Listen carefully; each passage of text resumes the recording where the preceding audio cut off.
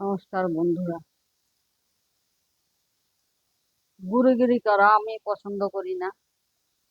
গুরুগিরি আমার উদ্দেশ্য নয়।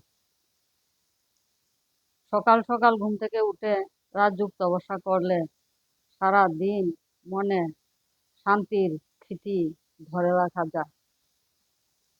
মনে শান্তি থাকলে সবকিছু ভালো লাগে, আর শান্তি না থাকলে কোনো কিছুই ভালো লাগে না।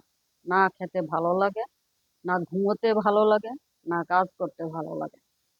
রাজযোগ তপস্যা করা মানে বিনা খরচে, বিনা পরিশ্রমে তীর্থযাত্রা।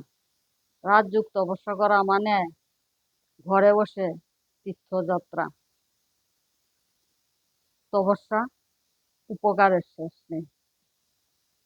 আমাদের এমন একটা অবস্থা ছিল এক সময়, পরিস্থিতির চাপ খেয়ে আমাদের পরিবারের সকলের মানসিক অবস্থা খুব খারাপ হয়ে গেছে।